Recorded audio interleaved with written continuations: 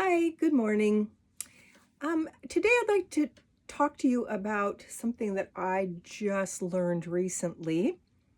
And that is, I don't know if you've seen any of the videos popping up about Generation Jones.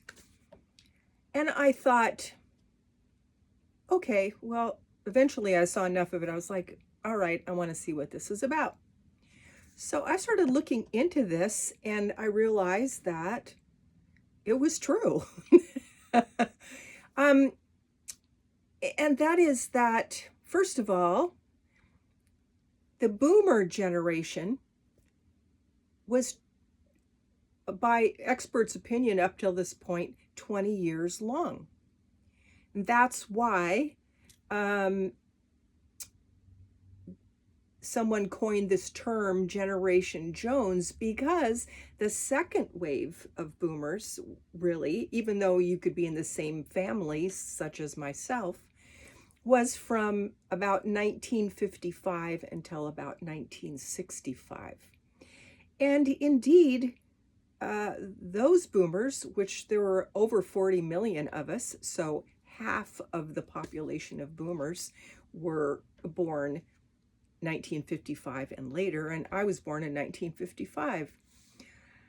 Um, and the person who is credited with noticing this was a man named Jonathan Pontel, who is a social commentator. I had never heard of him, as far as I know, before, but this started, he said this in 1999. The name Generation Jones has two possible derivatives. One is the generation who wanted to keep up with the Joneses, which makes sense given the circumstances that we were born into. And the other one is a reference to the term Jonesin. And I did hear that when I was growing up, but I was in the epicenter of cultural change, which was California. And I do remember that term, but I don't think that that was used very wisely or widely, but it does mean I have a craving for something like Jonesin. So it kind of fits with keeping up with the Joneses too. So how exactly that started, I don't know, but those are the two ideas about that name.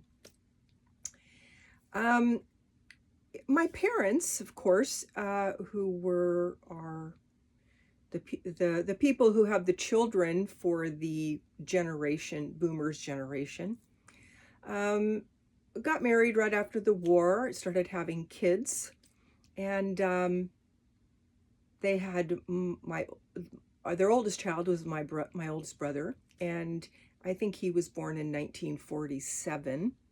So they got married, started having kids. And then about 2.5 years later, my other brother was born. And so then they didn't have me until 1955.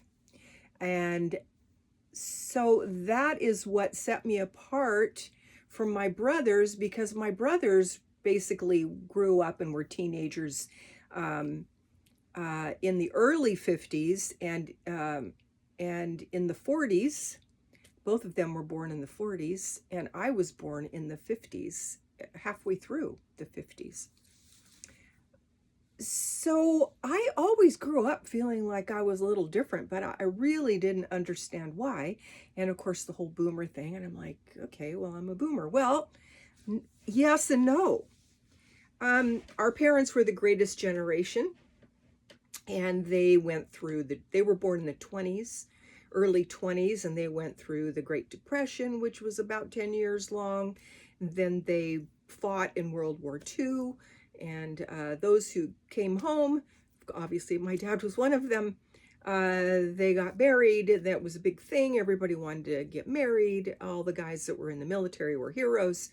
And so they got married. They started having their kids. Well, then I came along and I was a surprise, and they had bought a little 2-bedroom, 1-bath California bungalow with a 1-car attached garage, and they realized that they needed to have a bigger house. So By this time, people are moving into the suburbs, and so my parents did that, moved into the suburbs, um, and bought a much larger house, double the size, really, 4 bedroom, 1.5 bath. So that was a new addition to that time.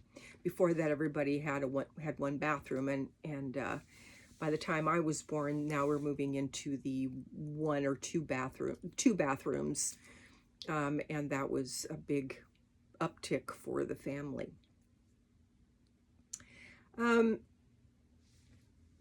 I think that my parents' generation I've come to look at as the original addict generation. Before that, I was thinking, oh, well, I feel so badly because my generation brought forth the drugs and drinking and smoking weed and all these things. But then I realized fairly recently that it was my parents' generation who brought forth the drinking and the smoking to excess. I mean, if you look at television during that time, everybody smoked on camera, everybody, and there were a lot of people in Hollywood who became horrible alcoholics. And now they didn't really get into the drugs. I mean, it was present. There was marijuana and heroin, but that was pretty low key, and most of them were scared of that, so that didn't really come forward. So the particularly the I think the Jones generation really brought that forward, and I think it was seeded into our culture and whatever. So again, not exactly our fault, but we certainly did. The hair got longer. Now, I was a child in the 50s.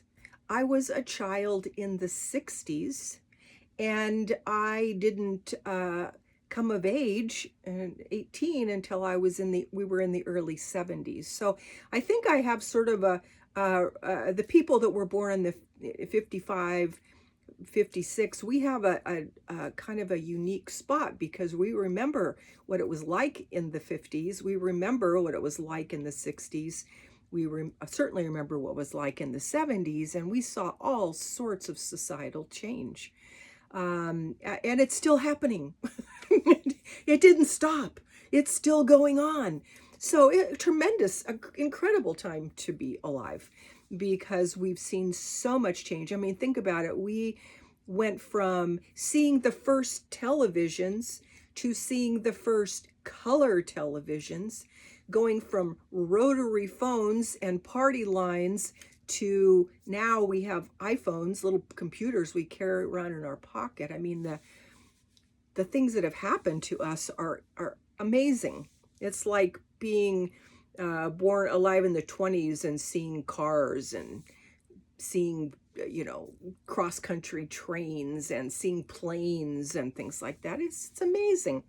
We're very fortunate, really. But what that did was, and the keeping up with the Joneses thing, is that we were born, by the time we came of age, we were in wars. Nixon had taken our money off the gold standard in 1971. So we were experiencing inflation. And that was, and then we had the OPEC crisis, which I remember vividly. That was the year that I graduated from high school. And so we sort of came into a time where there's this huge amount of inflation, and it didn't stop. It's just gone on and on and on. So when it comes to us being seniors, I always felt like, gosh, I didn't save enough money.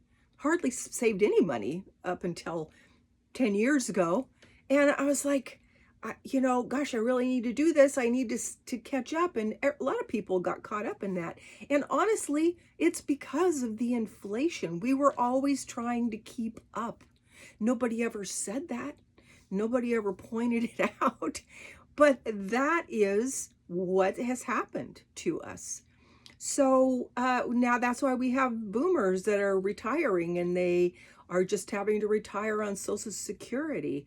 In my case, I was fortunate that my husband had a much better job than I did. And so I got part of his Social Security and as well as mine. So I have just enough, but not a lot more, right?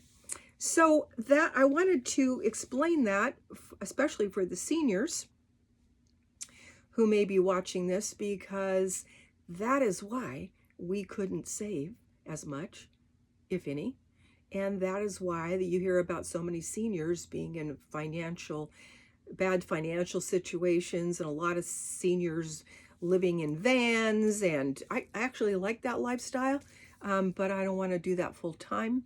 I'm intending to do something like that in the future, but for different reasons. And I can talk about that too. But I did want to put that out there because I do think that this Generation Jones thing is really true. I mean, we are a separate generation. We faced struggles that, of course, our older siblings did as well, but they were already established.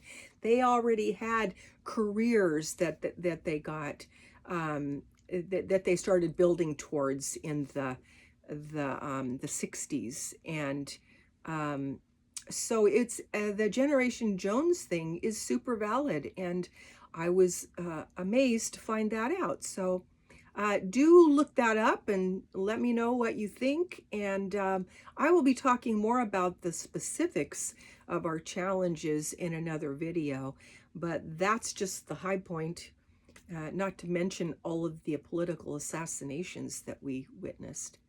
So I'll talk a little bit more about that later.